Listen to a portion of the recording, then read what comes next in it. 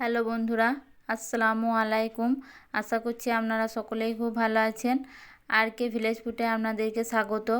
আমি আবারও চলে এসেছি আপনাদের সামনে একটা রেসিপি নিয়ে।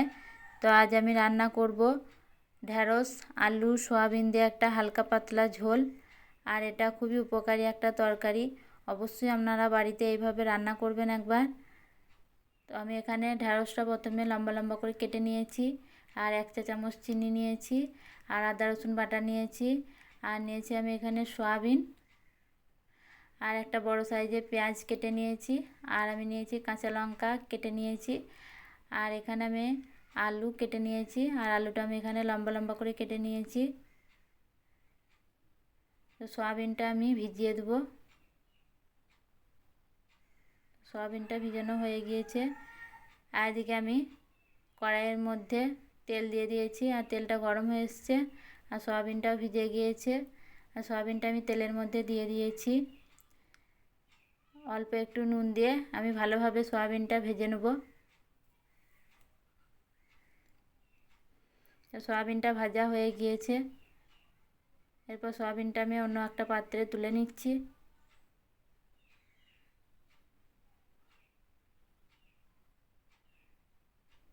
এরপর আমি আবারও কড়াইয়ের মধ্যে অল্প একটু সরিষার তেল দিয়ে দিয়েছি, আর দিয়ে দিয়েছি আমি 5 ফোড়ন,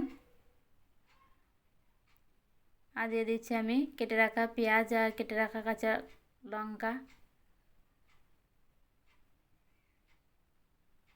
দিয়ে ভালোভাবে আমি নাড়াচাড়া করে নিচ্ছি।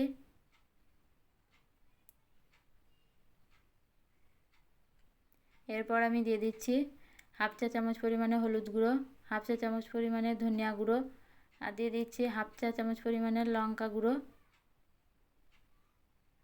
আর এখানে আমি স্বাদ মতো নুনটা দিয়ে দিচ্ছি।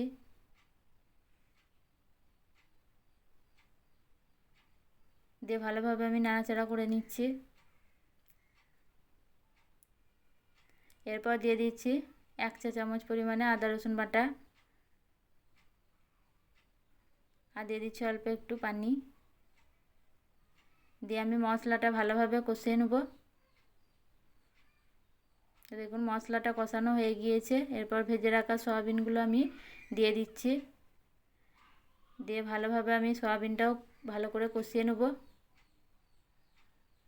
তো সয়াবিনটা ভালোভাবে কষানো হয়ে গিয়েছে। এরপর আমি কেটে রাখা আলুগুলো দিয়ে দিচ্ছি। দিয়ে আলুগুলো আমি ভালোভাবে নাড়াচাড়া করে নেব। আর আমি দিয়ে দিচ্ছি এখানে 1/2 বাটির মতো পানি। আর আমি এখানে 50 গ্রাম মতো মসুর ডাল নিয়েছি, আর ডালটা আমি ভালোভাবে ধুয়ে নিয়েছি। এই ডালটা আমি দিয়ে দিচ্ছি আলু আর সয়াবিনের উপর। দিয়ে আলু সয়াবিন আর মসুর ডাল আমি ভালোভাবে একসঙ্গে কষিয়ে নেব।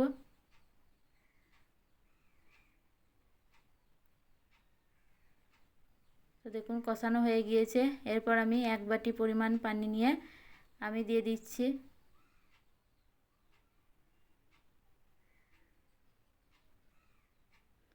দিয়ে আমি ভালোভাবে একবার ফুটিয়ে নেব।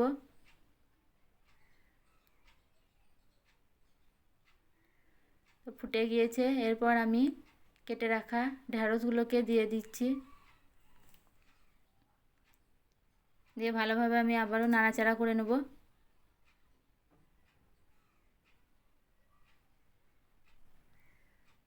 দিয়ে একবার ভালোভাবে চেপে ঢাকা দিয়ে আবার ফুটিয়ে নেব।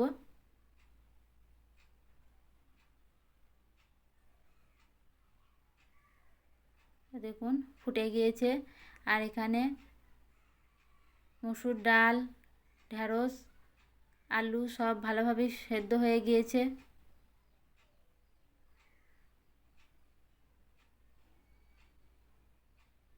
এরপর আমি আবারও 1 বাটি পরিমাণে পানি দিয়ে ভালোভাবে ফুটিয়ে নেব। আর দিয়ে দিচ্ছি আমি এখানে 1 চা চামচের মতো চিনি। দিয়ে ভালোভাবে আমি আবারও ফুটিয়ে নেব। দেখুন ফুটে গিয়েছে। তো বাড়িতে আপনারা অবশ্যই এইভাবে একবার রান্না করবেন। এটা খেতে খুবই সুস্বাদু ও উপকারী একটা তরকারি। এবার আমি নামিয়ে নেব। দেখুন কত সুন্দর রান্নাটা হয়েছে। আর এই রেসিপিটা যদি আপনাদের ভালো লেগে থাকে তাহলে অবশ্যই চ্যানেলটি সাবস্ক্রাইব করবেন আর পাশে থাকা বেল আইকনটা প্রেস করবেন সবার আগে ভিডিও পেতে। আর ভিডিওটা শেষ পর্যন্ত দেখার জন্য অসংখ্য ধন্যবাদ। ভালো থাকবেন, সুস্থ থাকবেন। দেখা হচ্ছে পরের ভিডিওয়। আল্লাহ হাফেজ।